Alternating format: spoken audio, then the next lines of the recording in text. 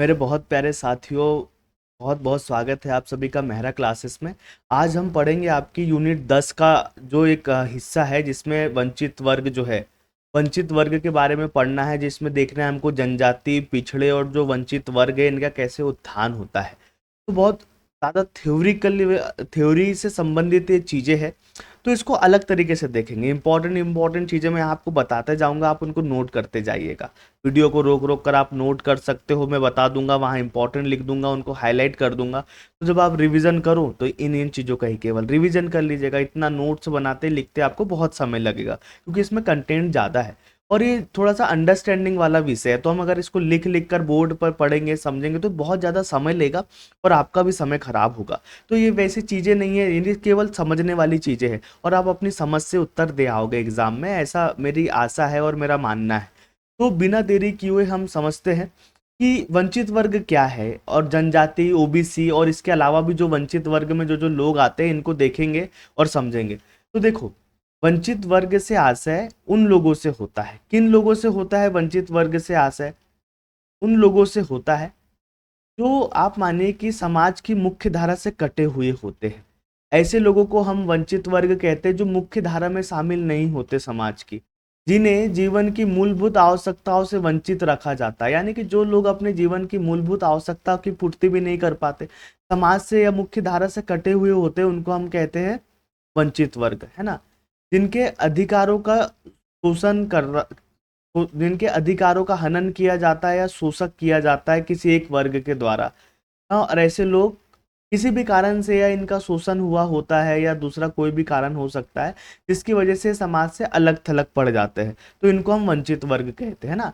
या कहेंगे आर्थिक या सामाजिक रूप से ये लोग पिछड़े हुए होते हैं, है ना। ये जीवन की मूलभूत आवश्यकताओं की पूर्ति भी नहीं कर पाते, इसलिए हम इनको क्या कहते हैं? वंचित वर्ग कहते हैं। जिन्हें आप ऐसे कह सकते हो कि जो लोग अपनी आवश्यकता की पूर्ति नहीं कर पाते, समाज की मुख्य धारा से अलग है, आर्थिक, सामाजिक और शैक्षणिक रूप से पिछड़े हुए हैं और कुछ लोगों के द्वारा इनका शोषण किया जाता है। इनके अधिकार और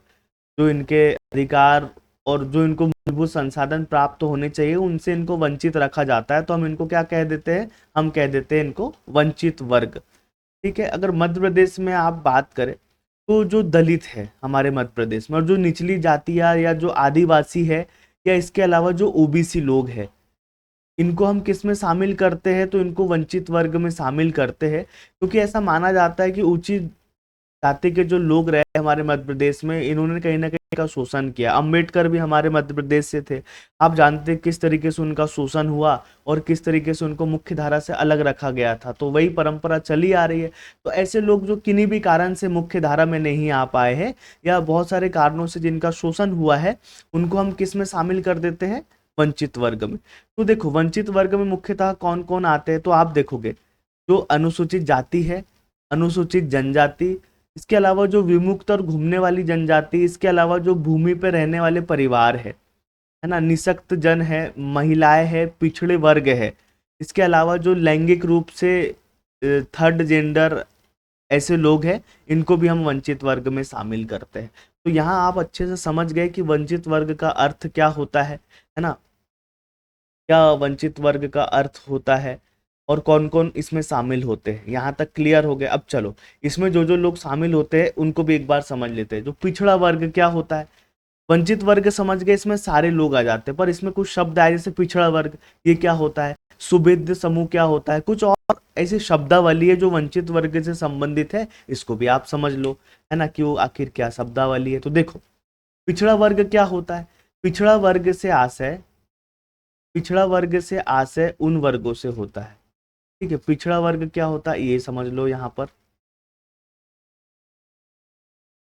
तो पिछड़ा वर्ग होता है, पिछड़ा वर्ग से आशय उन वर्गों से होता है जो समाज की मुख्य धारा से पीछे रह गए हैं, जैसे अनुसूचित जनजाति, जाति, पिछड़ा वर्ग, अल्पसंख्यक आदि सभी इसमें शामिल किया जाता है। जो पीछे रह गए हैं किन्हीं भी कारण से और कुछ लोग आगे बढ़ गए, तो इनको उनके बराबर लाना है, इनको आगे बढ़ाना है, तो इनको कह देते हैं पिछड़ा वर्ग। पिछड़ा वर्ग में सभी शामिल होते हैं, अनुसूचित जाति, जनजाति, पिछड़ा वर्ग, अल्पसंख्यक। हमने और पिछड़ों में कुछ श्रेणियां बना दी, जैसे अनुसूचित जाति और जनजाति को स्पेशल प्रिविलेज दे दिया, तो वो पिछड़े वर्ग में भी और पिछड़े हो जाते हैं। इसके अलावा भी जो लोग उनमें शामिल नहीं होते, जनजाति में या अनुसूचित जाति में, उन सबको हम पिछड़े में शामिल कर देते हैं। यहाँ तक क्लियर हो गया आपको? अब देखिए सुभेद वर्ग क्या होता है। सुभेद समूह, इसकी परिभाषा है, सुभेद समूह में वो लोग आते हैं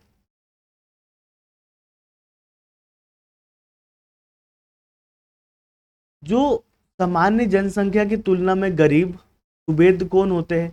जो सामान्य जनसंख्या की तुलना में गरीब होते हैं, है ना, सामाजिक बहिष्कार के उच्च जोखिम का अनुभव करते हैं। मतलब ऐसे लोग जो जन सामान्य की तुलना में गरीब होते हैं और इनको समाज द्वारा भी मान्यता नहीं मिल दी जाती है, समाज द्वारा भी इनका क्या किया जाता है, बहिष्कार होने का जोखिम होता है। ऐसे लोगों को हम सुभेद्य कहते हैं, जिनको हमें बहुत स्पेशल तरीके से रखना होता है, जिनकी खास तौर से हमको ख्याल रखना होता है।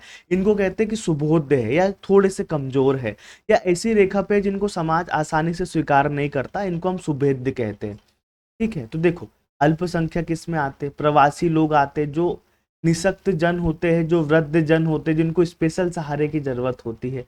निम्न स्तर या बेरोजगार लोग होते हैं जो जरा से टूट सकते हैं, इनको कह देते हैं कि सुभेद्य, इनको स्पेशल तरीके से हमको ख्याल रखने की जरूरत होती है, इनको हम क्या कहते हैं, तो इनको सुभेद्य कहते हैं। ठीक है, इसके अलावा एक और होता है असुरक्षित समूह। तो असुरक्षित समूह क्या होता है? तो यूरोपियन यूनियन ने इनके लिए एक परिभाषा दी है कि वे समूह जो आम जनता की तुलना में अधिक गरीब होता है और सामाजिक बहिष्कार के शिकार होते हैं, उनको असुरक्षित समूह कहते हैं। ठीक है, जैसे कि जो प्रवासी लोग होते हैं या जो निशक्त, कमजोर या जो विकलांग लोग होते हैं या दिव्यांग जन होते हैं, उनको कहते हैं असुरक्षित समूह, है ना। कोई अप्रवासी लोग भी जो होते हैं या बहुत ज्यादा धार्मिक अल्पसंख्यक लोग जो छोटी सी मात्रा में होते हैं, तो ये अपने आप को असुरक्षित महसूस करते हैं, तो इनको हम क्या कहते हैं, इनको कहते हैं असुरक्षित समूह या असुरक्षित समुदाय, हम इनको कहते हैं। ठीक है, तो ये असुरक्षित समूह क्या होते हैं, आप ये समझ गए। अब इसके अलावा देखिए कि ये हाशिए पर स्थित समूह क्या होते हैं, इनको भी हम वंचित वर्ग में शामिल करते हैं। तो कौन सा ऐसा वर्ग है जो हाशिए पर है, ये भी बड़ा इंटरेस्टिंग है। तो हाशिए पर स्थित समूह वंचित वर्ग में आते हैं, इनका मतलब होता है कि ऐसे समूह जो सामाजिक रूप से बहिष्कृत है, मतलब समाज इनको आसानी से स्वीकार नहीं करता और ये मुख्य धारा से बाहर है। मतलब एक मुख्य धारा में नहीं है, जैसे आम लोग या आम समाज जीते, ये अलग है। इन पर संसाधन की पहुंच इन तक आसानी से नहीं है, इनकी संख्या बहुत कम है, ये अपनी मांग नहीं कर पाते, इनके हितों की हमेशा अनदेखी की जाती है, इनके हितों की अनदेखी की जाती है। तो इनको हम कहते हैं कि ये समूह जो है ना भैया, ये हाशिए पर है ना। तो इन लोगों तक संसाधन और जीवन की आवश्यकता की चीजों को प्राप्त करने में इनको थोड़ा सा कठिनाई होती है, तो इसमें अल्पसंख्यक समूह आते हैं जो बहुत कम मात्रा में होते हैं, है ना। तो इनको हम हाशिए पे कहते हैं कि यार उनका ध्यान नहीं रखा जा रहा है, वो हाशिए पर है। ठीक है, ये हाशिए पर स्थित समूह हो गए। इसके अलावा एक और होता है जिसको हम कहते हैं उपेक्षित समूह। तो ये उपेक्षित समूह क्या होता है, इसको भी देख लो। उपेक्षित समूह बड़ा इंटरेस्टिंग और इंपॉर्टेंट है। उपेक्षित समूह में वो लोग आते हैं जिनके अधिकारों तक, है ना, जिनके जो ओरिजिनल अधिकार होने चाहिए, उन अधिकारों तक इन समूह की पहुंच नहीं है ना। ये सामाजिक, सांस्कृतिक और आर्थिक दशाओं के कारण कहीं ना कहीं पिछड़े रह गए हैं, या सामाजिक कारणों से या किसी सांस्कृतिक कारणों से या गरीबी या आर्थिक कारणों से जब इनकी उपेक्षा की जाती है, तो हम कहते हैं कि ये उपेक्षित समूह है। मतलब किसी भी तरीके से अगर कोई समूह है जिसकी उपेक्षा की जा रही हो, तो इसको हम कहते हैं उपेक्षित समूह। कौन से समूह आते हैं जो उपेक्षित है? तो जैसे महिलाएं, बालिकाएं, बच्चे, ये पूरे विश्व में क्या माने जाते हैं, उपेक्षित माने जाते हैं यार, कि सांस्कृतिक कारणों से हमने इनको दबा के रखा है और वो अधिकार नहीं दिए जो इनको मिलने चाहिए। ऐसी एक सिमोन दी बुआर हमारी नारीवादी विचारक है, वो कहती है कि महिलाएं पैदा नहीं होती, महिलाएं बनाई जाती। मतलब पैदा तो सामान्य इंसान की तरह होती, पर सांस्कृतिक और जैविक प्रेशर उन पर इतना डाल दिया जाता है कि वो एक तरीके से जीवन जीने को बाध्य हो जाती है और उनके अधिकारों और चीजों की उपेक्षा कर दी जाती है। तो ये होता है उपेक्षित समूह, जो मैंने आपको यहाँ पर समझाया है कि क्या होता है और ये कैसे काम करता है। अब देखो ये जो सरकार है ये वंचित वर्गों के उत्थान के लिए कुछ कर रही है मध्य प्रदेश में। तो मध्य प्रदेश की सरकार ने थोड़ा सा क्या काम किया है वंचित वर्गों के उत्थान के लिए, ये देख लो। तो इन्होंने आरक्षण की व्यवस्था की है। सरकार ने क्या किया है वंचित वर्ग के उत्थान हेतु, तो आप देखोगे इन्होंने आरक्षण की व्यवस्था की है ना। तो अनुसूचित जो जाति है, अनुसूचित जनजाति, अनुसूचित जाति, अन्य पिछड़ा वर्ग और ईडब्ल्यूएस, इनको आरक्षण दिया है। तो ध्यान रखिए, जो अनुसूचित जाति है तो 20% आरक्षण दिया गया है, ठीक है, 20%। अनुसूचित जाति यानी कि एससी, एसटी को 20%, एसटी को 16%, ओबीसी को 27% देने की बात की थी, पर ये मामला कोर्ट में है, तो मत मानो। तो अभी 27% तो आप हटा ही दो, 13 कम कर दो इसमें से। हाँ, कितना जाएगा? लगभग 14%। 14% अभी ओबीसी को चल रहा है, ठीक है। और ईडब्ल्यूएस को 10% दिया गया है। तो वंचित वर्गों के उत्थान के लिए सरकार ये थोड़े बहुत काम कर रही है। ये आपको पता होना चाहिए कि किसको कितना आरक्षण दिया है एमपी में। पर इसके पहले मैं एक चीज और बता देता हूँ। अगर आप एक क्लास देख रहे हैं यूट्यूब पर और आप तैयारी कर रहे हैं Madhya Pradesh assistant professor exam की, अभी तक आपकी तैयारी अच्छी नहीं हुई है, तो हम यहाँ पर है आपके लिए। हम पॉलिटिकल साइंस विषय की बहुत अच्छी तैयारी करा रहे हैं और बहुत जल्दी हमारा कोर्स भी पूरा हो जाएगा जिस तरीके से अभी क्लासेस चल रही है। तो देखो, आप भी ज्वाइन कर सकते हो इस कोर्स को, और केवल अगर आप क्लासेस लगाते हो तो क्लासेस से आप अपनी तैयारी बहुत अच्छी कर सकते हो। यहाँ पर इस कोर्स को स्पेशली डिजाइन किया गया है मध्य प्रदेश असिस्टेंट प्रोफेसर के हिसाब से, जहाँ सिलेबस के हिसाब से पॉइंट टू पॉइंट आपको पढ़ाया गया है, नोट्स उपलब्ध कराई जा रही है, और इंपॉर्टेंट बिंदु और पुराने ईयर के जो क्वेश्चन है उनको ध्यान में रखकर आपकी तैयारी कराई जा रही है। तो केवल अगर आप क्लास ज्वाइन कर लेते हो और क्लास देख लेते हो तो बहुत अच्छे नंबर स्कोर कर सकते हो। और केवल 2,999 में हम आपको एक कोर्स उपलब्ध करा रहे हैं। कितने में? केवल 2,999 में। उसमें से भी आपको 500 रुपये का डिस्काउंट या कूपन उपलब्ध कराई जा रही है। तो अभी आप डाउनलोड कर सकते हो मेहरा क्लासेस एप्लीकेशन को, एक बार विजिट करिएगा और वहाँ देखिए कितना कोर्स हो चुका है, कितने डेमो क्लासेस वहाँ अवेलेबल है, आप देख सकते हो। और मैं आपको दावा से कह रहा हूँ, अगर आपको सिलेक्शन चाहिए, इतना अलग अलग सिलेबस है, आप खुद से ढूंढोगे, पढ़ोगे, एक्यूरेट नहीं पढ़ पाओगे, आप पुराने प्रश्नों को नहीं देख पाओगे। जब हमारे जैसे एक्सपर्ट आपको पढ़ा रहे हैं तो बिना देरी किए आप इतने कम कोर्स में, जिसकी कम से कम 50,000 कीमत होनी चाहिए, राजेश मिश्रा सर जैसा पढ़ाते उस स्तर का कंटेंट हम आपको उपलब्ध करा रहे हैं। तो बिल्कुल आप निश्चित रूप से ज्वाइन करिए। अभी भी 35-40 दिन है, बहुत अच्छे समय है तैयारी के लिए। क्लासेस 2-2 3-3 देख के आप एक दिन में खत्म कर सकते हो और पूरी तैयारी आपकी हो जाएगी, है ना। तो बिल्कुल आप इस कोर्स को ज्वाइन कर सकते हो, अपनी तैयारी बहुत अच्छी कर सकते हो। चलिए, अब हम वापस आते हैं हमारी बात पर, जिसमें हम देख रहे हैं वंचित वर्ग। वंचित वर्ग हमने देख लिया है, अब आगे बढ़ते हैं। अब हम मेन चीज पर आते हैं हमारी। तो चलिए, अब हमारा जो पहला वंचित वर्ग है, और आपके जो सिलेबस है उसमें स्पेशली अलग से मेंशन है क्या। देखो, अगर आप सिलेबस देखोगे तो आपके सिलेबस का एक बिंदु दिया गया है जिसमें मेंशन किया गया स्पेशली जनजाति। जनजाति और ओबीसी अलग से दिया गया है, जबकि ये आपके वंचित वर्ग में ऑलरेडी शामिल होता है। तो इसको अलग से देखिएगा, मतलब यहाँ से डायरेक्ट क्वेश्चन पूछे जाएंगे और इसको बिहाफ बनाकर और भी क्वेश्चन पूछ लिए जाएंगे जनजाति से। जैसे कु पूछ लिया गया था पिछली बार कि कु किसे कहते हैं, है ना, जहाँ भील जनजाति रहती है शायद उसको कहते हैं। तो इस तरीके से क्वेश्चन पूछ लिए जाते हैं। तो जनजाति देख ली। अब हम पहला वंचित वर्ग देख रहे हैं और जनजाति देख रहे हैं, जो सिलेबस में स्पेशली मेंशन है आपके असिस्टेंट प्रोफेसर के। तो जनजाति क्या होती है इसको समझ लेते हैं। देखो, बहुत सीधा सा एक कॉन्सेप्ट और बहुत सरल सा है। तो जनजाति क्या है? कुछ जनजाति मानने के ना हमारे यहाँ पैरामीटर्स होते हैं कि जो लोग बहुत पुराने समय से जंगल में रह रहे हो, जिनकी पुरानी संस्कृति हो, है ना, और वो जंगल और उनकी चीजों पर निर्भर होते हो, उनकी बकायदा अपनी समृद्ध परंपरा है, संस्कृति है, तो इनको हम जनजाति कह देते हैं, है ना। अब जनजाति को एग्जाम के नजरिए से पढ़ते हैं तो जनजाति भी एक वंचित वर्ग है ना। तो तो ऐसे स्वदेशी समुदाय है, मतलब ये हमारे देश के है, शुरू से हमारे देश के रहे, जो जंगल में रहे, इनके साथ भेदभाव हुआ है और इनको मुख्य धारा में नहीं लाया गया है। ना तो इनके तक शिक्षा पहुंची, ना वो सुविधाएं पहुंची, ना इनके एरियो का विकास हुआ। आज भी वो जंगलों में जो पिछड़ी व्यवस्था है उनके साथ रह रहे हैं, है ना, इसलिए वंचित वर्ग में आता है। तो इन इसीलिए भारतीय संविधान ने इन्हें विशेष सुविधा दी है और विशेष सहायता दी है ताकि इनका उत्थान हो सके, इनका विकास हो सके, वंचित वर्ग का उत्थान हो सके, विकास हो सके जनजाति का। इसलिए संविधान में इनके लिए कुछ स्पेशल प्रावधान किया गया है। तो जैसे क्या है, तो हमारा जो अनुच्छेद 366 का एक पैरा है 25, तो जो आर्टिकल 366(25) है, इनके अनुसार इसमें जनजाति को बकायदा परिभाषित किया गया है।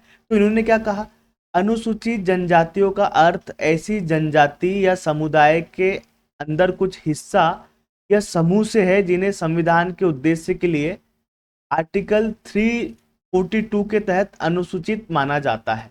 यानी कि जिनको अनुच्छेद 342 में जिन जनजातियों को शामिल किया गया है उनको हम जनजाति कहेंगे। ये बात हमारे संविधान में लिखी गई है।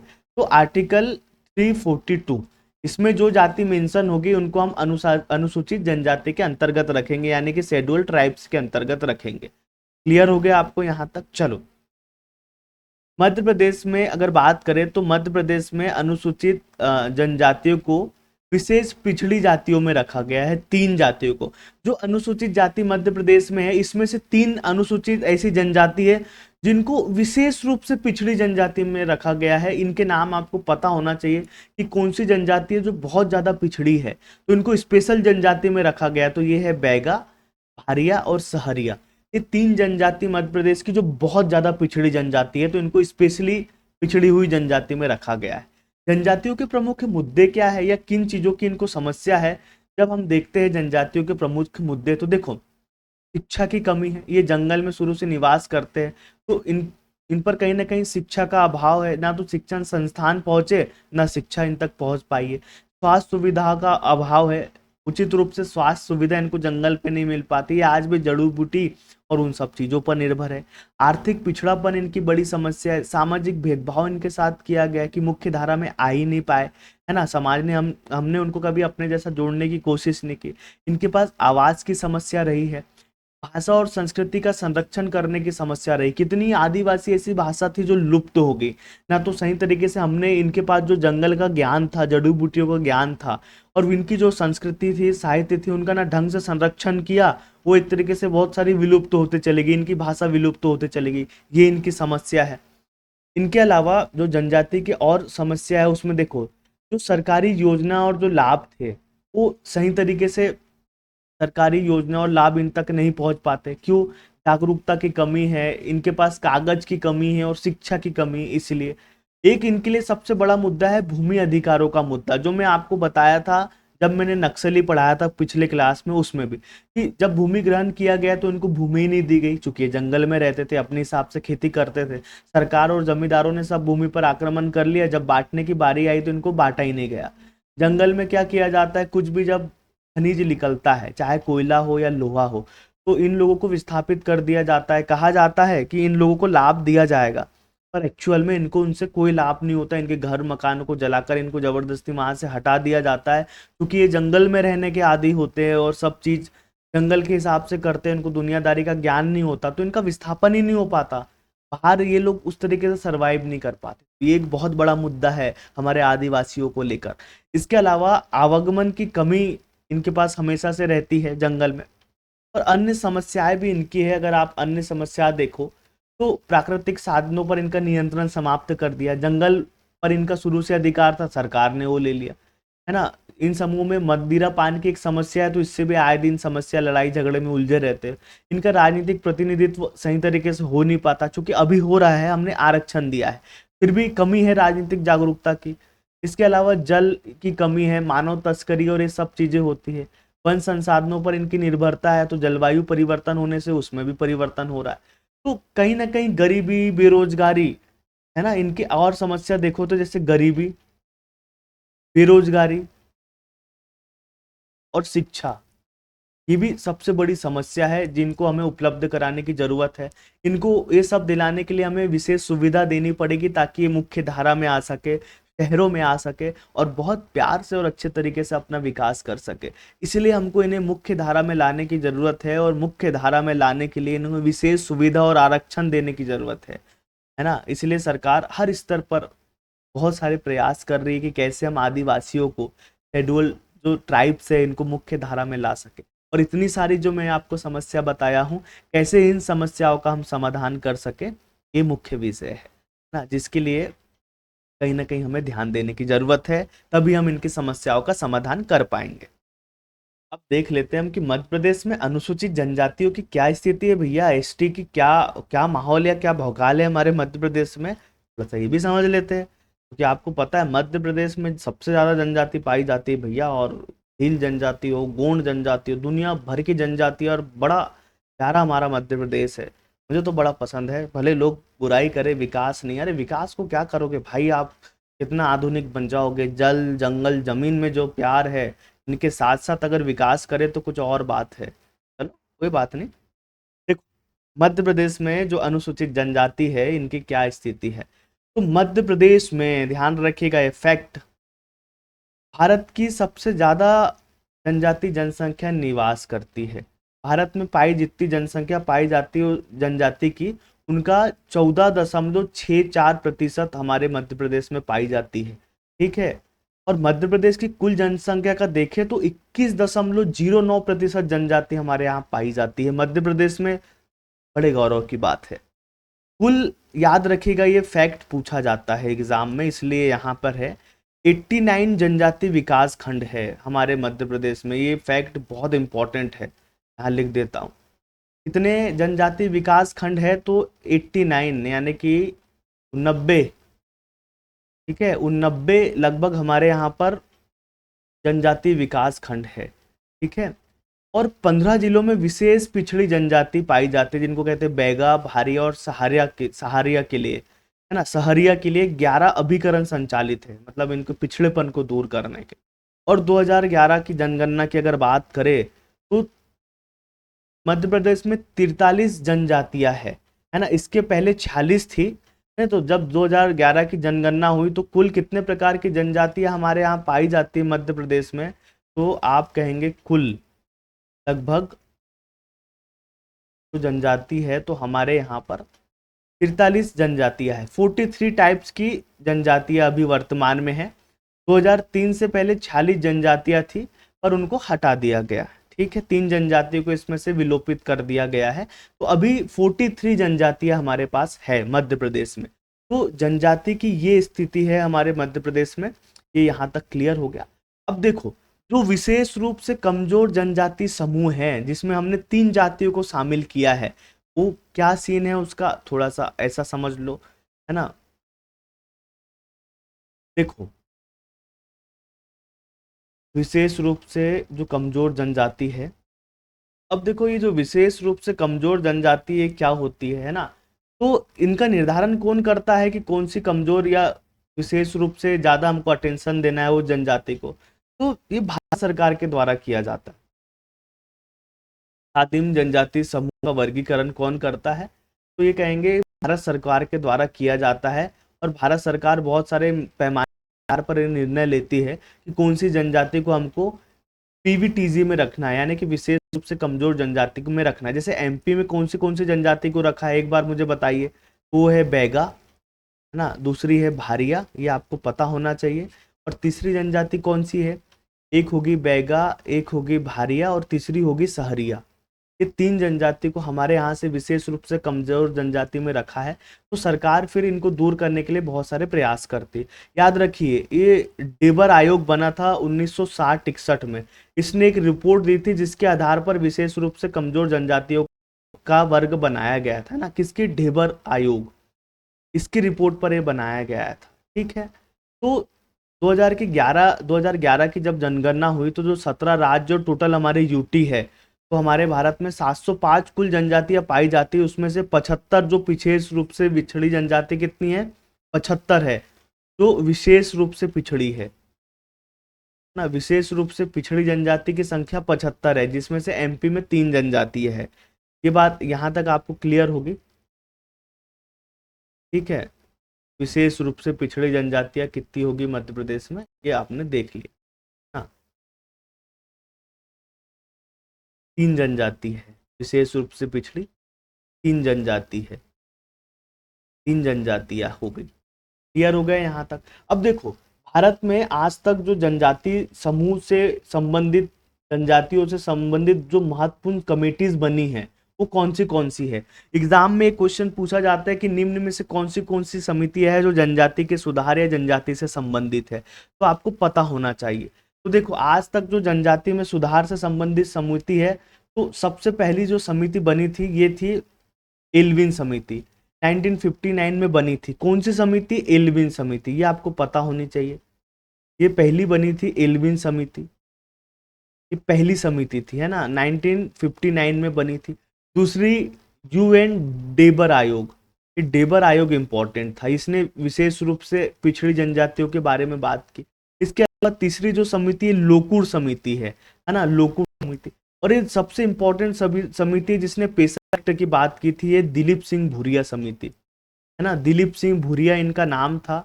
और इनने जो कमिटी दी है ये 1991 में बनी, ये बहुत ज़्यादा इंपॉर्टेंट है ना, आईएमपी। तो ये दिलीप सिंह भूरिया समिति। इसके बाद बंदोपाध्याय समिति 2006 में बनी। इसके अलावा शासा समिति जो 2013 में बनी है। तो जनजातियों से संबंधित समितियां कौन सी है? एल्विन समिति है पहली, दूसरी है यूएन ढेबर आयोग, तीसरी है लोकुर समिति, चौथी है भूरिया समिति, पांचवी है बंदोपाध्याय समिति और छठवीं है शासा समिति। ध्यान रखिएगा, एक बार फिर से बोल रहा हूँ, इंपॉर्टेंट है। एल्विन समिति, यूएन ढेबर आयोग, लोकुर समिति, भूरिया समिति, बंदोपाध्याय समिति और शासा समिति, ये मुख्य समितियां आज तक बनी है जनजातियों के लिए और जनजातियों के लिए काम करने के लिए।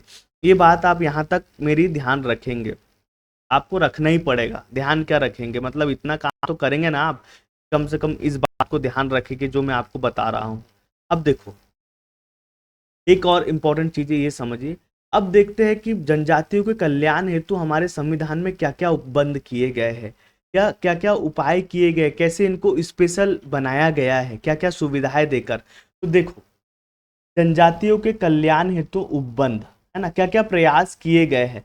तो पहला आता है संवैधानिक एवं विधिक उपबंध, कि संविधान के द्वारा और कानून बनाकर हमने जनजातियों के लिए क्या स्पेशल प्रयास किए हैं या उपबंध किए हैं, तो इसको कहा जाता है संवैधानिक उपबंध या प्रयास। तो देखो, अनुच्छेद 342 में दिया गया है भारतीय संविधान में जनजातियों के बारे में। किस में दिया गया है?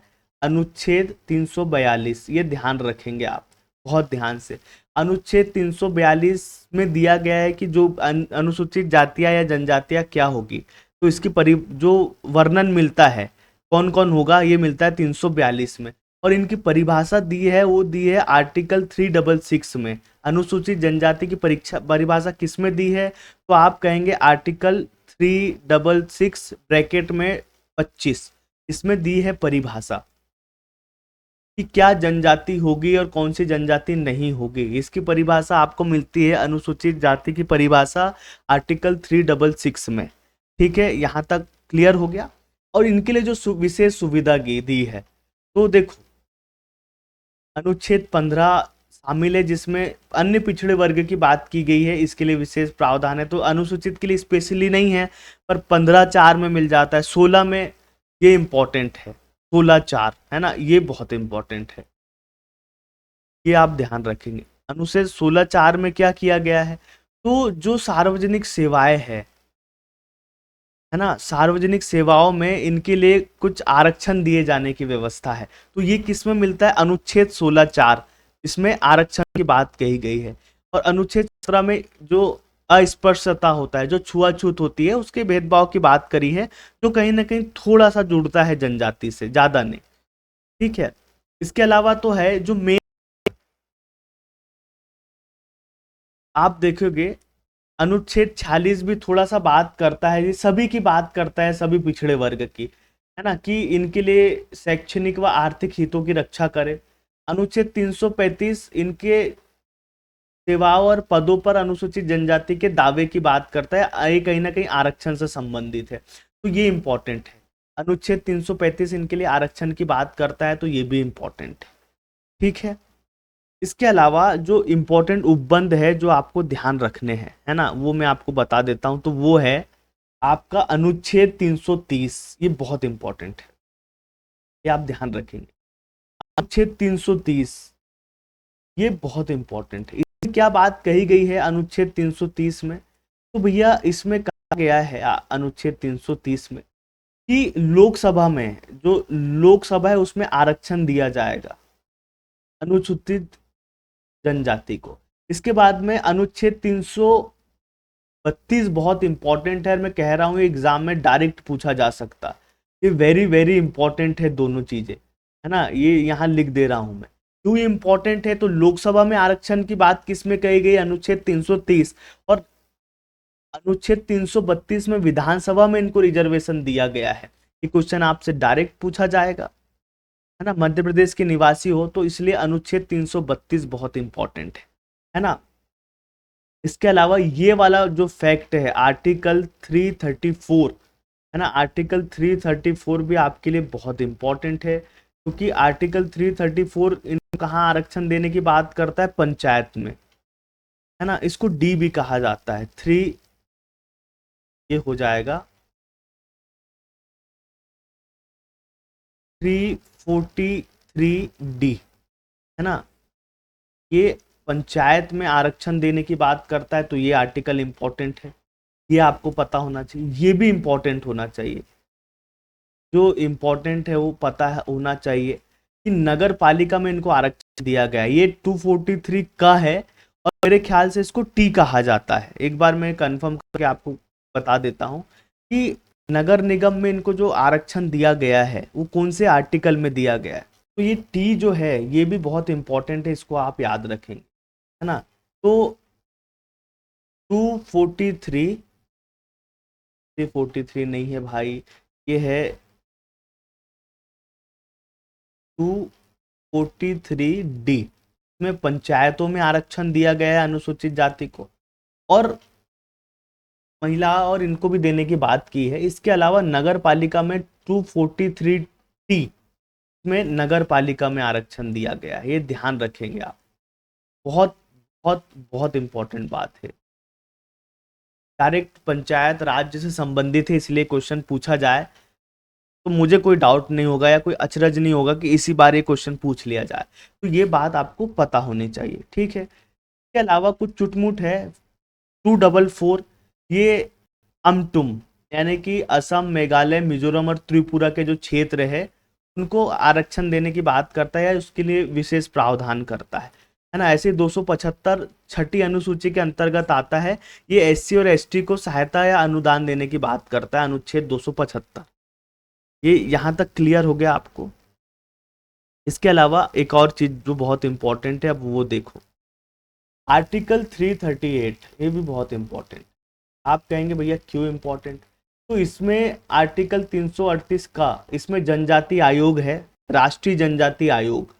और आर्टिकल 339 ऐसी व्यवस्था की गई है कि प्रदेश के स्तर पर जनजाति कला सलाहकार परिषद की स्थापना की जाए, जो सरकार को जनजातियों से संबंधित परामर्श देगा। तो ये दोनों आर्टिकल बहुत इंपॉर्टेंट है। आर्टिकल 338 का ये किसकी बात करता है? जनजाति के लिए आयोग बनाने की बात करता है। और अनुच्छेद 339 ये किसकी बात करता है? कि एक जनजाति सलाहकार परिषद बनाई जाएगी ना, जनजाति सलाहकार परिषद बनाएगी जो सरकार को जनजातियों के लिए उचित सलाह या सहायता देगी। इसकी बात की गई है हमारे अनुच्छेद 339 में। इट्स वेरी इंपॉर्टेंट एंड इस साल पूछा जा सकता है, ये बात आपको पता होनी चाहिए। इसके अलावा जब हम देखते हैं तो कुछ विधिक उपबंध किए गए जनजाति के लिए, है ना, जनजाति के लिए इसके अलावा क्या किए गए? तो कुछ विधिक उपबंध किए गए, यानी कि हमने कानून बनाए हैं और जनजाति को अधिकार दिए। तो एक सिविल अधिकार संरक्षण अधिनियम 1955 है, ये इतना इंपॉर्टेंट नहीं है, इंपॉर्टेंट ये है अनुसूचित जाति एवं जनजाति अत्याचार अधिनियम, वेरी इंपॉर्टेंट। ये कब बनाया? तो ये बनाया हमने 1989 में, ये अनुसूचित जाति के खिलाफ अत्याचार रोकने के लिए। इसके अलावा दूसरा very very very important, this is called PESA act, है ना, बहुत ज्यादा इंपॉर्टेंट है। ये कब आया ये आपको पता होना चाहिए। कब आए भाई साहब, आप बता दो सबको। ये आए हैं 1996 में, और जो दिलीप सिंह भुरिया समिति थी, दिलीप भुरिया जी, सादर नमन आपको, इनके सुझाव पर ये लाया गया था, ठीक है। तो ये बात आप ध्यान रखेंगे। है ना। तो ये एक्ट कब आया था, ये बहुत ज़्यादा इम्पोर्टेंट है, इसलिए आपको पता होना चाहिए। पेसा एक्ट 1996 में बना था, ठीक है। इसके अलावा अनुसूचित जाति एवं अन्य परंपरागत वन निवासी अधिनियम 2006 में बना था। अनुसूचित जाति और जो अन्य पारंपरिक वन निवासी है, उनमें संशोधन 2012 में किया गया था ना। तो इसमें से पेशा और अनुसूचित जाति अत्याचार अधिनियम बहुत इंपॉर्टेंट है, तो ये आपको पता होने चाहिए कि कब आए थे। पता होने चाहिए मतलब होने ही चाहिए। इसमें से कोई ये नहीं कि आप कॉम्प्रोमाइज करेंगे, नहीं, आप कोई कॉम्प्रोमाइज नहीं करेंगे, बिल्कुल निश्चित रूप से या 100% अगर रूप से मैं बात करूं तो ये आपको पता होना चाहिए कि भैया ये कब आए हैं और क्यों आए हैं, किस कारणवश इनको लाया गया है और किस कारणवश इनको नहीं लाया गया है। ये सब बात आपको पता होनी चाहिए। अब देखो, इनके लिए कुछ योजना बनाई है सरकार ने, है ना, इनके लिए काम करने के लिए। तो एक है शंखनाद योजना। ये कब शुरू की गई थी? 1997 में लाई, है ना। विदेश में उच्च शिक्षा के लिए छात्रवृत्ति, सिविल सेवाओं में प्रोत्साहन दिया जा रहा है। एकलव्य आदिवासी मॉडल, ये ठीक है, आवासीय मॉडल, ये 2012-13 में लाया गया, ठीक है। छात्रवृत्ति दी जा रही। आकांक्षा योजना बहुत इंपॉर्टेंट है, ये 2018 में आई थी, ये देख लीजिएगा। ये क्या है, मेरे ख्याल से जितना मैं जानता हूँ, आकांक्षा योजना का मतलब है कि जो कंपटीशन एग्जाम की तैयारी होती है, स्पेशली जैसे जेई होता है ना, स्पेशली जो प्रवेश के लिए कंपटीशन एग्जाम नीट होता है या जेई जैसे कंपटीशन एग्जाम होते हैं, जो किसी संस्था में प्रवेश करने के लिए होते हैं, तो ये उन लोगों को कुछ सुविधा देने के लिए योजना लाई गई थी, है ना। तो ये योजना मैंने बताई, ये थोड़ा सा देख लीजिएगा। अब देखो, इसके बाद में स्वास्थ्य संबंधित योजना देखते हैं। ये जो अभी हमने योजना देखी, ये किससे संबंधित योजना थी? तो आप कहेंगे कि ये योजना किससे थी? ये कल्याणकारी योजना थी, इनका उत्थान करने के लिए ये योजना आई थी, है ना। तो इनको मैंने बता दिया कब प्रारंभ हुई। अब देखिए, इनके स्वास्थ्य से संबंधित कौन सी योजना चल रही है। तो एक तो दीनदयाल आहार योजना, ये तो सभी गरीबों को शामिल करता है, पिछड़े को। आहार अनुदान, देवारण्य योजना, ये इंपॉर्टेंट है, शायद ये तेंदुपत्ता है उनसे संबंधित है, ये देखिएगा। बस ये 2021 में शुरू हुई, इतना जानिए, है ना। एक हीमोग्लोबिनोपैथी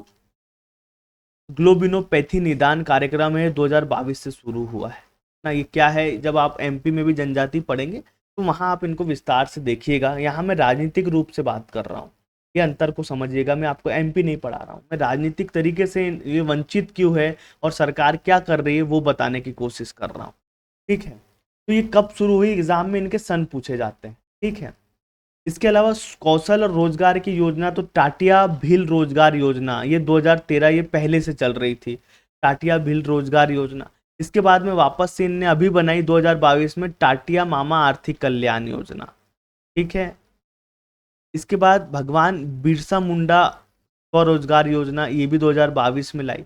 और मुख्यमंत्री अनुसूचित जनजाति विशेष परियोजना या वित्त पोषण योजना, ये भी 2022 में लाई। तो ये कुछ मुख्य योजना है जो रोजगार और कौशल से संबंधित है। अब आर्थिक कल्याण और सशक्तिकरण के लिए समग्र अंत्योदय कार्यक्रम है। पंचधारा योजना, ये 1991 से चल रही है। के बाद में वन मध्य प्रदेश वन मित्र पोर्टल बनाया गया है, जो जनजाति लोग हैं इनके लिए। इतने काम सरकार कर रही है। इसके अलावा भी सरकार ने कुछ प्रयास किए हैं, वो देख लो आप वो कौन से हैं।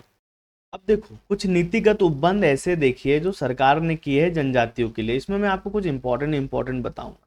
जैसे राष्ट्रीय जनजाति नीति कब आई थी, तो आप कहेंगे 2006 में। राष्ट्रीय जनजाति नीति 2006 में बनी थी। इसका उद्देश्य था कि जो जनजाति जनसंख्या और सामान्य जनसंख्या है, इनके मानव विकास सूचकांक में जो असमानता है उनको दूर करने के लिए लाई गई थी ना। राष्ट्रीय जनजाति नीति कब आई थी, तो ये आई थी 2006 में, ये पता होना चाहिए, इंपॉर्टेंट है। इसके अलावा आदिम जाति अनुसंधान एवं विकास संस्थान मध्य प्रदेश, इसकी स्थापना कब की गई थी? 1954 में, भोपाल में है ना। आदिम जाति अनुसंधान एवं विकास संस्थान पहले छिंदवाड़ा में प्रारंभ किया था 1954 में, पर 1965 में इसको भोपाल कर दिया, है ना। ये इंपॉर्टेंट है। आदिम जाति अनुसंधान एवं विकास संस्थान भोपाल में है ये, है ना, बीपीएल में है, और पहले छिंदवाड़ा में बनाया गया था, ठीक है। आदिवासी लोक कला परिषद, ये 1980 में बना, ये भोपाल में है, ठीक है। आदिवासी वित्त एवं विकास निगम, ये कब बना? ये 1994 से बना है, ठीक है, ये भी भोपाल में है। मध्य प्रदेश राज्य अनुसूचित जनजाति आयोग, ये बहुत इंपॉर्टेंट है, ये कब बना ये पता होना चाहिए, है ना, कि मध्य प्रदेश राज्य अनुसूचित जनजाति आयोग ये 1995 में बना, 24 मई 1995 में ये बना था। ठीक है, मध्य प्रदेश राज्य जनजाति अधिनियम 1995 के तहत इसका मुख्यालय भोपाल में है ना, जनजाति आयोग हमारा। आदिवासी शोध संचार केंद्र ये 1994 में बना है, झाबुआ में। आदिवासी शोध संस्थान कहाँ है, तो ये झाबुआ में है ना, और ये कब बना, तो ये 1994 में बना, ये आप ध्यान रखेंगे। ठीक है, तो यहाँ पर हमारा एक जो पहला वंचित वर्ग था आदिवासी जनजाति, वो हमने बहुत अच्छे से देखा और वो यहाँ पर समाप्त होता है ना। अब हम देखते हैं जो हमारा दूसरा वंचित वर्ग है अनुसूचित जाति। इसके बारे में बहुत छोटी सी चीजें जानेंगे क्योंकि ये सिलेबस में डायरेक्ट मेंशन नहीं है, तो ये उतना इम्पोर्टेंट नहीं है ये वाला भाग। जो सबसे इम्पोर्टेंट था वो था आपका कौन सा वाला भाग, जनजाति वाला, दूसरा ओबीसी वाला, वो भी डायरेक्ट मेंशन है सिलेबस में। फिर उन्होंने जनजाति का उत्थान का उन्होंने कहा है पिछड़े या वंचितों का उत्थान, तो इनके लिए सरकार जो उत्थान के काम कर रही केवल हम उन पर नजर डालेंगे। पर जनजाति कैसी क्या है इसके बारे में भी आपको पता होना चाहिए, बहुत ज्यादा इंपॉर्टेंट है ये भी, चूंकि एक वंचित वर्ग में आती है ना। तो एक्चुअल में जनजाति होती क्या है, तो देखो जनजाति क्या होती है कि अस्पृश्यता यानी कि छुआछूत के कारण, ये जो युगों पुरानी हमारी परंपरा थी, इसकी वजह से कुछ जाति सामाजिक, शैक्षणिक और आर्थिक रूप से पिछड़ गई, है ना, और परंपरागत रूप से अवसंरचना की कमी और भौगोलिक पृथक्करण के कारण इनको नुकसान उठाना पड़ा, तो इनको हम कहते हैं अनुसूचित जनजाति। ओ सॉरी, अनुसूचित जाति। अनुसूचित जाति क्या होता कि हमारे समाज में कुछ कुप्रथा चल गई जिनको हमने छुआछूत का नाम दिया, पिछड़े और दलित का नाम दिया। तो कुछ जातियां शैक्षणिक रूप से, सामाजिक रूप से, आर्थिक रूप से, धार्मिक रूप से इनका बहिष्कार किया, कुछ ब्राह्मणवादी विचारधारा के कारण, कुछ ब्राह्मणों के अपने पर्सनल हित के कारण या पर्सनल स्वार्थ के कारण, कुछ लोग जो विवेकानंद भी इसका विरोध करते हैं, और अंबेडकर जी कहते हैं कि केवल क्षत्रिय लोग ही थे, ये वैश्य वर्ण के ही लोग थे, ब्राह्मणों ने इनका उपनयन संस्कार करना बंद कर दिया, इनको दलित की श्रेणी में रख दिया काम के आधार पर। जबकि हमारे वेद और जो वेदांग है, उपनिषद है, वो किसी तरह के कर्म आधारित या इस तरह की व्यवस्था की बात नहीं करते हैं। पर दुर्भाग्य था भारत का कि ये कुप्रथा पता नहीं कैसे पैदा हो गई। इसमें हमने क्या किया कि कुछ लोगों को भेदभाव किया उनके हिसाब से, उनके काम के हिसाब से, तो जाति से, सामाजिक, शैक्षणिक, आर्थिक रूप से पिछड़ गए। इन्हीं लोगों को हम क्या कहते हैं, अनुसूचित जाति कहते हैं। इनका बहुत उनको नुकसान उठाना पड़ा, तो ये मुख्य धारा में आ नहीं पाए, एक तरीके से कट गए अवसंरचना से, और भौगोलिक रूप से भी ये बाहर हो गए। तो फिर ये हमारे सामने अनुसूचित जाति या दलित के नाम से हम इनको जानते हैं। ये वे जाति है, इनको संविधान में याद रखिए, संविधान में 341 के तहत रखा गया है। और मैंने आपको बताया था जनजाति को कौन से आर्टिकल में रखा गया, ये आपके लिए होमवर्क है, एक बार फिर से देखिएगा। अनुच्छेद 341 में मेंशन जाति अनुसूचित जाति में आती है, और शायद जो 342 है उसमें जो मेंशन है वो अनुसूचित जनजाति में आती है। ये यहाँ तक आपको क्लियर हो गया ना अच्छे से। अनुसूचित जाति शब्द का सर्वप्रथम प्रयोग जो किया था ये साइमन कमीशन ने किया था। प्रथम प्रयोग किसने किया था अनुसूचित जाति का, अनुसूचित जाति, तो ये किया था साइमन कमीशन, साइमन गोबैक, ये वही वाला है ना। 1935 के भारत शासन अधिनियम में आया है। ठीक है, कहाँ से शब्द आया आप समझ गए। मध्य प्रदेश में इनकी क्या स्थिति है थोड़ा सा हम ये देख लेते हैं। तो मध्य प्रदेश में टोटल जो जनसंख्या है अनुसूचित जाति की वो 15.6% है। कितनी है, 15.6% है। सबसे ज्यादा इंदौर में है जनसंख्या की दृष्टि से, और प्रतिशत की दृष्टि से देखें तो उज्जैन में है। एससी की हम बात कर रहे हैं, है ना। और सबसे कम जनसंख्या कहाँ है, तो झाबुआ में, और प्रतिशत की दृष्टि से भी झाबुआ में कम है। ठीक है, और वर्तमान में कितनी जातियां है जो अनुसूचित जाति में शामिल है, तो अभी 48 है। ठीक है, और जो जनजाति है वो 43 है, मैं आपको बता चुका हूँ। इनसे जुड़े अगर मुद्दे देखें तो इनकी समस्या क्या है, तो वही राजनीतिक मुद्दे कि सही मामले में इनको राजनीतिक प्रतिनिधित्व नहीं मिला। आर्थिक मुद्दे पिछड़े रहने के कारण रोजगार में भी पीछे रह गए। सामाजिक वही समाज में इनकी निम्न स्थिति बताई गई, निवास की समस्या, कलंक और उनके साथ भेदभाव किया गया, दबा के रखा, बहिष्कार किया गया, तो सामाजिक उत्थान की जरूरत है। शैक्षणिक रूप से भी ये पिछड़े रहे, बाहर रहे शुरू से हर चीज में, छुआछूत भेदभाव किया गया, तो शैक्षणिक मुद्दे हैं इनको शिक्षा में आगे लाने के लिए। धार्मिक मुद्दे हैं, मंदिरों में प्रवेश को लेकर इनको बहुत परेशानी का सामना करना पड़ा, कई बार छुआछूत और सबकी वजह से धार्मिक चीजों में भी इनको पिछड़ा बताया गया, जो कि गलत था और वो कुल मिला के कोई मतलब की बात नहीं थी, और ये विचारधारा आज के समय में दिखती भी नहीं उस तरीके से। तो धार्मिक मुद्दे हैं इनके जिनको लेकर विवाद है। इनकी समस्याओं को दूर कैसे कर सकते हैं? तो देखो, शिक्षा का प्रसार कर सकते, वही रोजगार बढ़ा सकते हैं, समाज में समानता को प्रोत्साहित कर सकते हैं, आरक्षण देकर हम लोग कर रहे हैं। सामाजिक और जो शैक्षणिक संगठन है इनमें प्रवेश और इनकी जनसंख्या बढ़ाकर और यहाँ से सुधार कर रहे हैं। साक्षरता और शिक्षा से सुधार कर सकते हैं, और इनके पिछड़ापन को दूर करने के लिए इनको आर्थिक सहायता दे सकते हैं, या जहाँ ये रह रहे हैं इनका घर बना दिया जा सकता है, वहाँ का विकास कर देंगे तो इनकी समस्या अपने आप दूर हो जाएगी। बहुत जनरल सी बात है। संविधान में हमने क्या प्रयास किए हैं अनुसूचित जो जाति है इसकी समस्याओं को दूर करने के लिए? तो आर्टिकल 331 इसमें डायरेक्ट हमने मेंशन किया गया है, जो जाति आर्टिकल 331 में होगी उनको अनुसूचित जातियां कहा जाएगा। आर्टिकल 366 24 में हमने इनकी परिभाषा दी है, और 25 में जनजाति की परिभाषा दी गई है। ये क्लियर हो गया। स्पेशली अनुच्छेद 17 इनके लिए, जिसमें हमने छुआछूत का विरोध किया गया है, तो ये बहुत इंपॉर्टेंट है। ठीक है, इसके अलावा अनुच्छेद 25 लाया गया कि सभी को निर्बाध रूप से धर्म को मानने की स्वतंत्रता है ना। अनुच्छेद 15, स्पेशली अनुच्छेद 15 तो जान है हमारे संविधान कि आप किसी से भी मूल, धर्म, वंश, लिंग, जाति के आधार पर कोई भेदभाव नहीं करेंगे। ठीक है। और अनुच्छेद 16 में हमने आरक्षण दिया, लोक नियोजन की हमने इसमें बात की, ये इंपॉर्टेंट है। ठीक है। इसके अलावा आर्टिकल 335 है ना, इसमें इनके आरक्षण की हम बात करते हैं, इसलिए ये इंपॉर्टेंट है, ये आप ध्यान रखेंगे, है ना। आर्टिकल 335 इनमें सेवाओं और पदों के लिए हम इनको आरक्षण देने की बात करते हैं।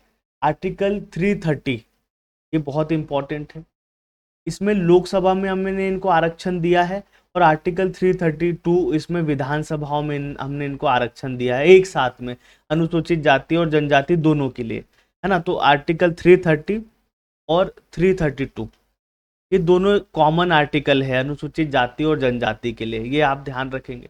ये पंचायत में हमने जो 243D है इसमें पंचायत में आरक्षण दिया है, और इसके अलावा नगर पालिका में जब हम आरक्षण की बात करते हैं 334 या सॉरी 234 है,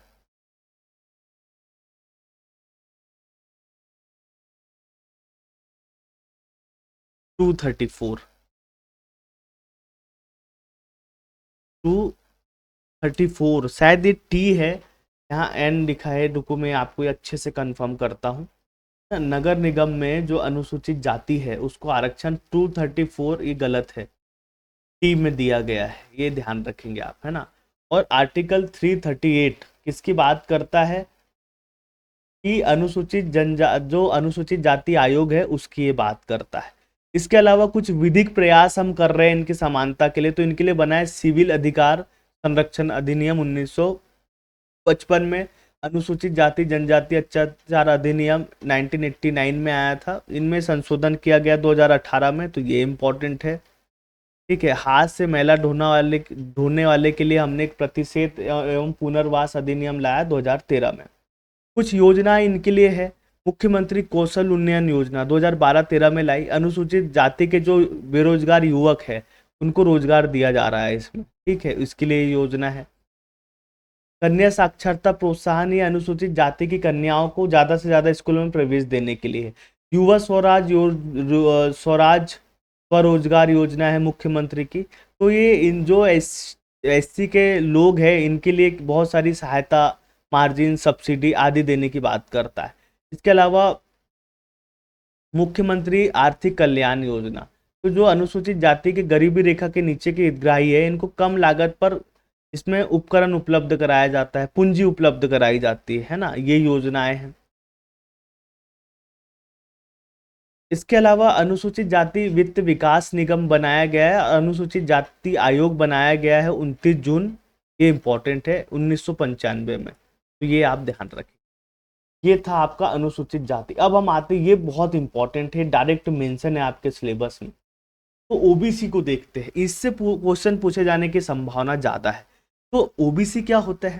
तो ओबीसी भी वही होते हैं, बहुत सिंपल सा अगर हम समझे कि परिभाषा देखो, तो पिछड़े वर्ग से तात्पर्य, पिछड़े वर्ग से तात्पर्य अनुसूचित जाति अनुसूचित जनजाति से अलग ऐसे नागरिक जो अनुसूचित जाति और जनजाति में नहीं आते, पिछड़े वर्ग से है जिनमें समय समय पर केंद्र सरकार द्वारा नागरिकों के उन पिछड़े वर्गों के संबंध में नियुक्ति या पदों में आरक्षण के लिए निर्देश दिया जाता है। मतलब जो पिछड़े हैं और जो अनुसूचित जाति और जनजाति में नहीं आते, उनको हम ओबीसी में शामिल कर देते, इसमें सब लोग आ जाते हैं, है ना। कुछ जनजाति जिनको हमने जनजाति से बाहर कर दिया, तो उनको हमने ओबीसी में शामिल कर लिया, समझ गए आप। तो जो जनजाति और अनुसूचित जाति जनजाति में शामिल नहीं होते, वो लोगों को हम शामिल करते हैं किसमें? ओबीसी में, ठीक है। संविधान ने पिछड़े वर्ग को अनुच्छेद 15(4) और 15(6) में संबोधित किया गया है। हमारे संविधान में 15(4) और अनुच्छेद 16(4) में बताया गया है कि कौन पिछड़ी वर्ग में आएगा, ठीक है। और सरकार को यह अधिकार दिया गया है 16(4) में कि सरकार इनके लिए विशेष प्रयास कर सके। तो अनुच्छेद 16(4) ये बात करता है कि जो लोग शैक्षणिक व सामाजिक रूप से पिछड़े हैं, सरकार उनके लिए कुछ विशेष काम करेगी, यानी कि ओबीसी के लिए कुछ काम या आरक्षण करेगी। तो ये है ओबीसी। मध्य प्रदेश में ओबीसी की क्या स्थिति है, अब ये देख लेते हैं। तो देखो, कुछ समस्याएं हैं इनके लिए। मध्य प्रदेश में स्पेशली कोई डाटा ऐसा मिलता नहीं है, कोई आरक्षण या जनगणना हुई नहीं है, तो उतना स्पेसिफिक डाटा नहीं है, तो डाटा के अभाव में हम उतने अंदर तक नहीं जा सकते। इनकी समस्याएं हम देख लेते हैं कि मध्य प्रदेश में जो अन्य पिछड़ा वर्ग है, इसकी क्या क्या समस्या रही है, तो हम यहाँ पर थोड़ा सा एक नज़रिए से देख लेते हैं। तो देखो, जो जनजाति की समस्या है वही ओबीसी की समस्या है, शैक्षणिक असमानता, शैक्षणिक रूप से पिछड़े हैं, तभी तो हम पिछड़े कह रहे हैं। रोजगार की कमी है, इनके साथ भी सामाजिक भेदभाव हुआ है। स्वास्थ्य सुविधाओं का अभाव है, असुरक्षितता है, बहुत सारी जातियां जो जंगलों में या इधर उधर घूमते रहती है ना। धार्मिक असहिष्णुता है, आर्थिक असुरक्षा है, अवसरों की कमी है, सामाजिक दबाव है और कल्याणकारी योजनाओं की कमी है। यही समस्याएं है, सामाजिक, आर्थिक, राजनीतिक, सामाजिक, है ना, धर्म की, पैसों की, इनको दूर करना है। तो ये मुख्य समस्या है ओबीसी की, जो सबकी समस्या है, जो मैं जनजाति से लेकर सबकी आपको बता रहा हूँ। प्रयास किया जा रहा है, तो इनको भी, इनके साथ भी भेदभाव हुआ है, बस हम इनको जनजाति या पिछड़ी हुई अनुसूचित जाति या जनजाति में शामिल नहीं कर पाए, इसलिए हमने इनके साथ शामिल कर दिया। समस्या तो इनकी भी वही है, सारी जो जाति और जनजाति की है, अनुसूचित जाति और जनजाति की है। इनके लिए प्रयास किया तो अनुच्छेद 14 सबको समान बनाने की बात करता है। 15(4) और 15(5) अनुच्छेद में हमने इनके लिए कुछ विशेष प्रयास किए। शैक्षणिक रूप से जो पिछड़े हैं, उनको प्रवेश हेतु आरक्षण देने की हम बात करते हैं या विशेष प्रावधान करने की अनुमति देता है। ऐसे 16(4) नियुक्ति में आरक्षण की बात करता है ओबीसी के लिए। तो ओबीसी जो आरक्षण दिया गया है, उसका सोर्स अनुच्छेद 16(4) है, याद रखिए।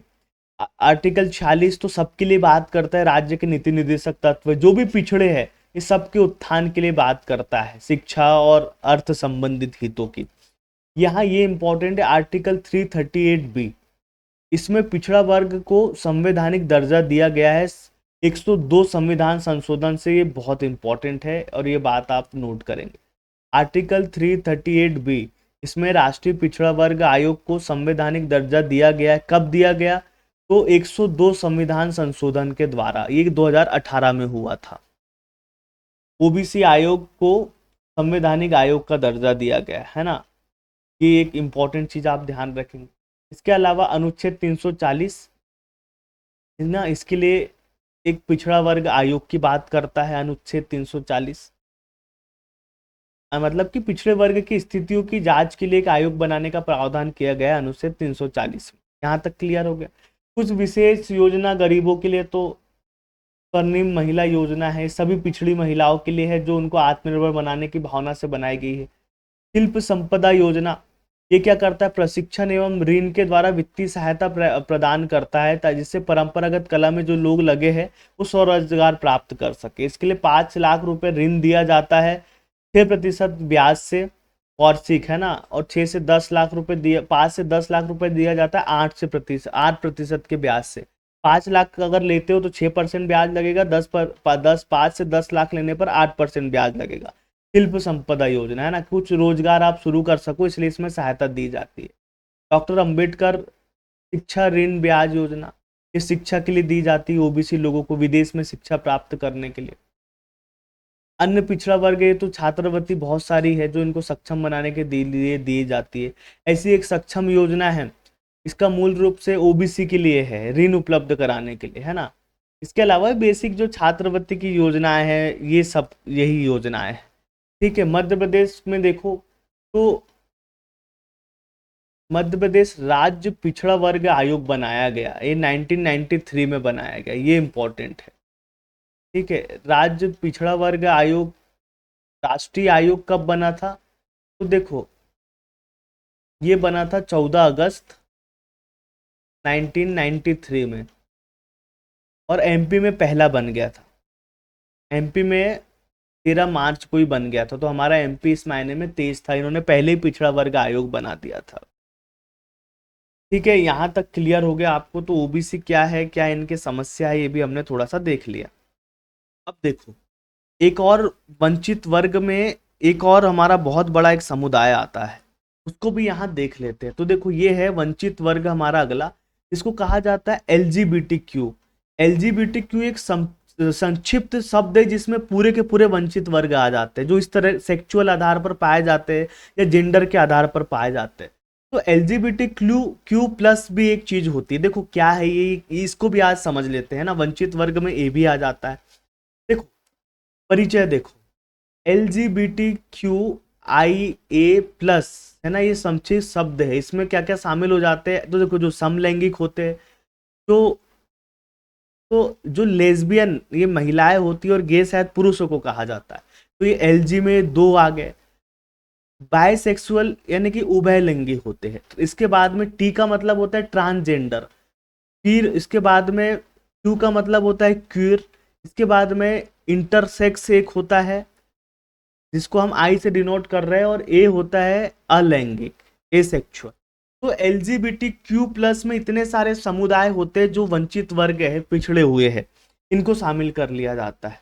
ठीक है, प्लस इसमें और भी ऐसे पहचान को शामिल कर लेता है जो खोजा ही नहीं गया, पता नहीं कौन से वर्ग होते हैं। तो ये सब आ जाते हैं LGBTQ+ फलाना ढिमकाना एमड़ा तेमड़ा, जितने सब इसमें आ जाते हैं। तो जितने भी वंचित वर्ग है सब आप इसमें शामिल कर लीजिएगा। ठीक है, तो भारत में 2011 की जनगणना हुई थी जिसमें सामने आया कि हमारे यहाँ 6 लाख ट्रांसजेंडर है। तो ये वंचित या हाशिए पे स्थित समूह हो गया, है ना। तो 6 लाख लोग भारत में लगभग है। सुप्रीम कोर्ट ने क्या किया इनके लिए, इनका इतिहास क्या है। तो 2014 में सुप्रीम कोर्ट ने एक ऐसे ऐतिहासिक फैसला दिया जिसमें ट्रांसजेंडरों को तीसरे लिंग के तौर पर मान्यता दी। आप कोई भी फॉर्म भरते तो उसमें पहले ऑप्शन आता था जेंडर का मेल और फीमेल, अब एक तीसरा ऑप्शन भी आता है जिसको कहते हैं ट्रांसजेंडर। तो ये पहली बार कब हुआ, ये 2014 में इनको मान्यता दी गई, जिसे नालसा निर्णय के नाम से जाना जाता है। और ये बहुत इंपॉर्टेंट निर्णय, आपको पता होना चाहिए नालसा। ये कब आया था, ये 2014 ना, नालसा जो निर्णय आया था ये आया था 2014 में, जब पहली बार इनको तीसरे जेंडर के तौर पर मान्यता दी, किसने, सुप्रीम कोर्ट ने। तो ये एक ऐतिहासिक बात है जो आपको पता होना चाहिए। 2018 में वापस से न्यायालय ने एक बड़ा दीर्घकालीन फैसला लिया, बहुत इंपॉर्टेंट फैसला लिया। क्या फैसला लिया सर्वोच्च न्यायालय ने, तो इस ऐतिहासिक फैसले में सुप्रीम कोर्ट ने, है ना, एक ऐतिहासिक फैसला लिया। और जो समलैंगिक संबंध है ना, समलैंगिक संबंधों को पहले अपराध माना जाता था, तो सुप्रीम कोर्ट ने इस धारा को ही खत्म कर दिया, यानी कि 377 को रद्द कर दिया। बड़ा ऐतिहासिक फैसला था, अभी अपराध नहीं है ना। इसको कहा जाता है नवजोत सिंह जौहर बनाम भारत संघ, इस मामले में डिसीजन लिया सुप्रीम कोर्ट ने, बहुत इंपॉर्टेंट चीज है उनके लिए। इसके अलावा 2019 में ट्रांसजेंडर व्यक्ति अधिकारों का संरक्षण अधिनियम पारित किया गया। इनमें इनको कानूनी मान्यता दी गई और इनके खिलाफ जो भेदभाव होता है उसको रोकने के प्रयास किए गए। तो ट्रांसजेंडर व्यक्ति अधिकारों का संरक्षण अधिनियम 2019 में बनाया कि जो ट्रांसजेंडर लोग हैं उनके साथ जो भेदभाव हो रहा है उसको कैसे हम खत्म करें या दूर करें, इसके लिए हमने ये अधिनियम बनाया था। ठीक है। इसके अलावा 2022-20 की बात करें तो उत्तराखंड न्यायालय ने इनके जोड़ों को लिव इन में रहने के लिए परमिशन दे दी थी। 2022 में हम देखें तो सर्वोच्च न्यायालय ने समलैंगिक जोड़े जो समलैंगिक जोड़े हैं इनके संबंधों को शामिल करने के लिए परिवार की परिभाषा का विस्तार किया, मतलब इनको परिवार का नाम दे दिया गया। ठीक है।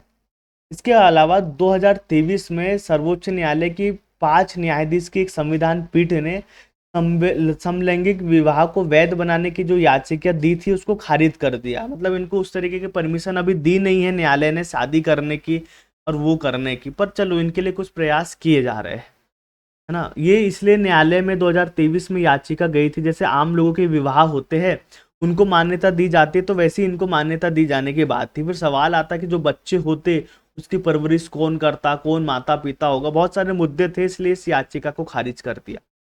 ठीक है। इनसे जुड़े प्रमुख मुद्दे क्या है, तो ट्रांसजेंडर जो व्यक्ति इनको अभी तक ठीक से परिभाषित नहीं किया गया, तो एक परिभाषा का मुद्दा है। इनको पारिवारिक अस्वीकृति दी है, मतलब परिवार में इनको अस्वीकृति नहीं मिलती। जिन भी परिवार में लोग होते हैं इनके साथ शुरू से भेदभाव होता है, इनको वहां से बाहर कर दिया जाता है।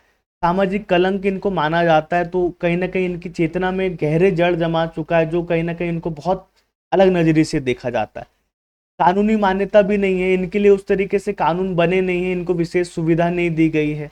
गोद लेने के लिए इनके लिए नियम नहीं है ना। पिता की संपत्ति में अधिकार के नियम नहीं है। स्वास्थ्य को लेकर इनके लिए कोई विशेष प्रभाव नहीं हुआ है, क्योंकि उनको अलग नजरिए से देखा जाता है, तो विशेष स्वास्थ्य की स्कीम नहीं है इनके लिए। कार्यस्थल मतलब काम काज में इस तरीके से इनका कोई परसेंट ही नहीं है, बहुत कम है। और पहली बार जो कोई ट्रांसजेंडर कुछ बनता है तो बकायदा इसको किताबों में रिकॉर्ड किया जाता है कि जैसे फलाना शबनम मौसी हमारे यहाँ की महापौर बनी। ये बहुत बड़ा अपवाद हो गया था, पता नहीं क्यों। अरे यार इंसानी है, ठीक है, एक सेक्स थोड़ा सा लिंग इधर उधर हो गया तो उससे क्या भेदभाव कर दोगे? क्या लिंग के बिना जीवन ही नहीं चल रहा है? क्या कोई गुनाह हो गया कि अगर कोई व्यक्ति स्त्री नहीं है या पुरुष नहीं है? अरे ठीक है भाई, हो जाता है प्रकृति में कुछ चीजें, तो क्या दिक्कत हो गया? वो जी तो रहे, इंसान तो है। पहले इंसान को देखना और समझना सीखो। ये अपने मन से, अगर आपके मन में भी कचरा होना इसको बाहर फेंक देना। आप थोड़ा सा ऊंचा उठिए चेतना के स्तर पर और विचारों के स्तर पर। ये इनके साथ एक समस्या है, मानसिक समस्या। ये सब चीजों के कारण मानसिक रूप से डिस्टर्ब रहते। बेघर होना, जहाँ होते घर में इनको स्वीकार नहीं किया जाता है स्वाभाविक रूप से, तो एक बेघर होने की समस्या है ना। अलगाव और नशे में भी कहीं ना कहीं ये पीड़ित पाए जाते हैं। और सेक्सुअल हैरासमेंट इनका सबसे ज्यादा किया जाता है। कुछ लोग इतने कमीने होते हैं कि अपनी हवस बुझाने के लिए इन लोगों का प्रयोग करते हैं, तो इन सब गतिविधियों में, तस्करी में भी ये लोग इन्वॉल्व पाए जाते हैं। और भिक्षावृत्ति इनको मजबूर होकर वो करना पड़ता है, क्योंकि रोजगार और दूसरी चीजें इनके लिए है नहीं। तो एक ये समस्या मेरी तरफ से भी जोड़ लो आप। इनके राजनीतिक प्रतिनिधित्व का अभाव है, ये 10वीं समस्या है। तो ये समस्या है ट्रांसजेंडर लोगों को लेकर। ठीक है। संवैधानिक उपबंध क्या करे, तो वही समानता, आर्टिकल 15 सब दिए, जैसे जो एक इंसान के लिए होना चाहिए वो इनके लिए है। धारा 377 को निरस्त कर दिया गया, जो समलैंगिक संबंधों का अपराध माना जाता था ना। नालसा, जो नालसा बनाम यूनियन ऑफ इंडिया मामला आया था, उसमें इनको थर्ड जेंडर के रूप में मान्यता दी गई। 2018 में 377 को खत्म किया गया था। इनके लिए कुछ समावेशी नीतियां लाई जा रही है, शिक्षा में इनको अधिकार दिए जा रहे हैं, है ना। इसके अलावा समलैंगिकता जागरूकता अभियान लाया जा रहा है ना। तो इनके मुद्दे को लेकर लोगों को जागरूक किया जा रहा है। आयुष्मान भारत योजना में इनको स्वास्थ्य सुविधा दी गई। इनका कौशल विकास करने के लिए इनको कुछ सरकार कार्यक्रम चला रही है। जेलों में इनको मान्यता दी गई थर्ड जेंडर कैदी के रूप में, है ना। इनकी गोपनीयता सुनिश्चित करने के प्रयास किए गए हैं। इसके अलावा गरिमा गृह बनाए गए हैं। सन 2022 नवंबर में जो सामाजिक न्याय और अधिकारिता मंत्रालय है, इसने इनके लिए आश्रम सुविधा, भोजन, कपड़े आदि की सुविधा, योग, फिटनेस आदि सब सुविधा देने के लिए और इको फ्रेंडली इनके लिए इनके फ्रेंडली माहौल बनाने के लिए प्रयास कर रहे हैं, जिसको कहा जाता है गरिमा गृह। ठीक है, ये ट्रांसजेंडर के लिए, जहाँ उनको भोजन, कपड़े, मनोरंजन, कौशल, शारीरिक फिटनेस, पुस्तकालय, कानूनी सहायता, लिंग परिवर्तन, सर्जरी की तकनीक, सलाह, ट्रांसजेंडर फ्रेंडली जितनी नीतियाँ हो सकती है सब उपलब्ध कराने के लिए प्रयास कराए जा रहे हैं। कुछ नियम और अधिनियम भी इनके लिए बनाए गए हैं, जैसे ट्रांसजेंडर व्यक्ति इनके अधिकार संरक्षण अधिनियम, है ना, 2019 में आया था, 2020 में पास हुआ। तो इसमें ट्रांसजेंडरों को पहचान देने, शिक्षा, स्वास्थ्य, रोजगार, संपत्ति बेचने या सार्वजनिक या निजी कार्यालय में काम करते हैं तो उसके लिए सुविधा और जो सरकार की सेवाओं के लाभ है इन तक कैसे पहुंचाया जाए, ये सब बातों का इसमें जिक्र किया गया है। 2020 में अधिनियम बनाया गया, ट्रांसजेंडर व्यक्ति अधिकार संरक्षण अधिनियम। 2019 इसमें भी इनके लिए जो अधिनियम है यही 20 में लागू हुआ। महिला पुरुष या पुरुष महिला के बीच संबंध ना, महिला पुरुष को मतलब क्या होगा ट्रांसजेंडर, इसको परिभाषित किया गया है। अन्य प्रावधान इनके लिए चिकित्सा सुविधाएं चली जा रही, निवास के लिए और भेदभाव दूर करने के लिए सरकार बहुत सारे प्रयास कर रही है। ट्रांसजेंडर हेतु एक राष्ट्रीय परिषद भी बनाई गई है तो केंद्र सरकार को इनसे संबंधित नीति बनाने के लिए सलाह देगी। ठीक है, ट्रांसजेंडर के रूप में पहचाने जाने का अधिकार इनको दिया गया है कि मान्यता, जैसे जो मजिस्ट्रेट है उससे सर्टिफिकेट प्राप्त कर सकते हैं। ठीक है, और कुछ दंडनात्मक प्रावधान भी किए गए कि भीख मांगना, जबरन मजदूरी अगर इनसे कराई जाती है, भीख मंगवाया जाता है, इनको सार्वजनिक स्थान उपयोग करने से मना कर दिया जाता है और गांव या शहर में कहीं भी निवास करने से मना कर दिया जाता है, शारीरिक रूप से शोषण कुछ किया जाता है तो इसके लिए दंड का प्रावधान इनके लिए किया गया है। इनके लिए सशक्तिकरण के लिए क्या सुझाव, कुछ कानून बना सकते हैं, जैसे और कानून बनाए तो कानून बना सकते हैं, इनको शिक्षा उपलब्ध, रोजगार कराकर हम अच्छा जीवन उपलब्ध करा सकते हैं, स्वास्थ्य सुविधा दे सकते हैं।